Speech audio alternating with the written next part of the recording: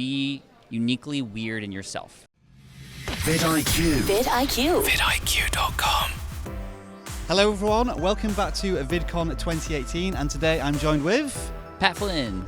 What's your channel? How many subscribers do you have? So we just crossed 120,000 subscribers. I had about half that less than a year ago, and there's a lot of people who have helped influence that. But the channel is Smart Passive Income. I teach people how to grow their business, help them make more money, save more time, and help more people too. We were just talking a little earlier, and you were saying that be your best weirdness or something along those lines. So can you just tell me again what that is, and for the viewers watching? So, a lot of people ask me, Pat, how do I grow my business? What's the number one magic trick I can use? And there's a lot of tools, and there is no real magic trick. But I think if I were to give you one that is so powerful but so simple, and that is to be uniquely weird in yourself.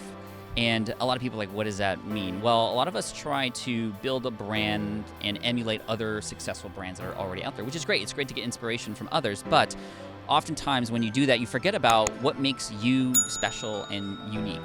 And I don't know if you've ever seen the show Shark Tank, right? But if a person goes in and pitches an idea, Mr. Wonderful's in there, he's like got his hands going like this, and he asks this question a lot. He goes, well, what's stopping me from doing exactly what you're doing, hiring a team and building exactly what you're doing? Why should I work with you?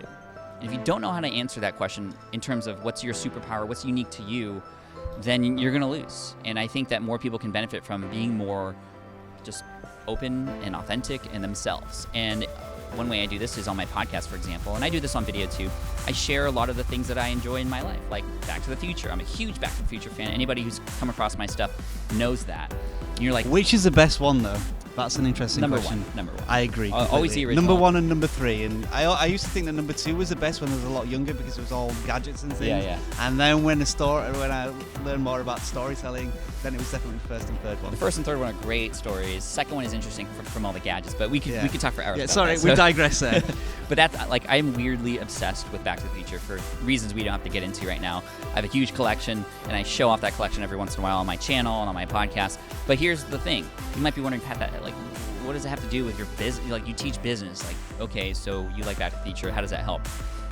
Well, business now is not about the B2B or the B2C. It's about the P2P, the person-to-person relationship. And the more you can become a human being, a real person in the eyes of your audience, the more likely a person's going to become a fan of yours and follow you and also share you. You're becoming a friend to your audience. Something like knowing that Pat likes Back to the Future is something that you would know like about a friend of yours, not just a person who is a brand online sharing information, right? So what does this look like in real life? Well, whenever somebody goes to, like just the other day, somebody went to Target and they saw a Marty McFly doll. They took a picture of it and sent me a tweet going, Pat, I found this at Target. I was just thinking of you.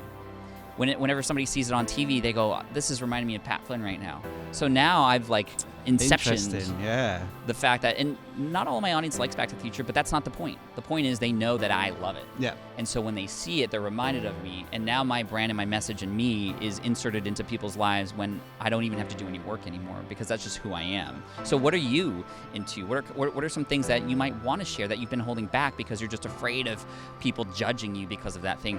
Be fully yourself, and you'll be surprised about how people will be more connected to you as a result. So I think what you're saying is I should bring my my passion for WWE wrestling onto all of my vidIQ videos in some way.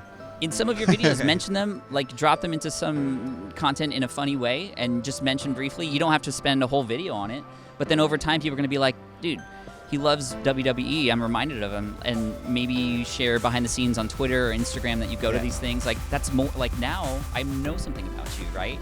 Now I know that when I see WWE, I'm going to be reminded of you. Like, that's how powerful this is. It's so easy to do too. Awesome. Was there a light bulb moment for you on YouTube where I suddenly get this, something's clicked, a video has really helped me understand how to leverage this platform, or has it been a more organic kind of growth over these last 8 months? It's been a lot of trial and error, that's for sure, but there have been things that I've learned over time and patterns that have been working. I'm beginning to understand the kinds of content that my audience wants, but not only that, the kinds of content that YouTube believes that I can do well at. So we're seeing we're creating a lot of videos, and we're paying attention to the numbers and the response and the engagement. There have been some videos that have just shot up like crazy, unexpectedly, even though those aren't necessarily the videos that we thought were going to do really well. So it's just really interesting to start to pay attention to the signals and whatnot. And so we're kind of trying to work with that wave instead of kind of force YouTube and others to go where we thought we wanted to go. Yeah, exactly. You kind of Brilliant have to go with advice. Yeah, double down on your best content, even if you don't realize it's going to be your best content when you first push it out. One more question I'd like to ask you to help our creators is, if you were to give a new YouTuber one piece of advice right now to instantly improve their channel, what might that be? Just hit record.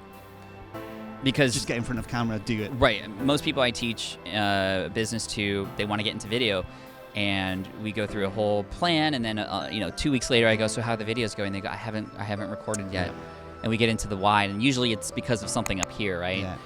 You just got to count down 5, 4, 3, 2, 1, record, and just go. It's going to be bad. You're going to make mistakes. You're going to fail. It's going to be terrible. But you got to get through all that muck before you get to the good stuff. Yeah. If you just don't take any action, you're going to stay in muck land the whole time.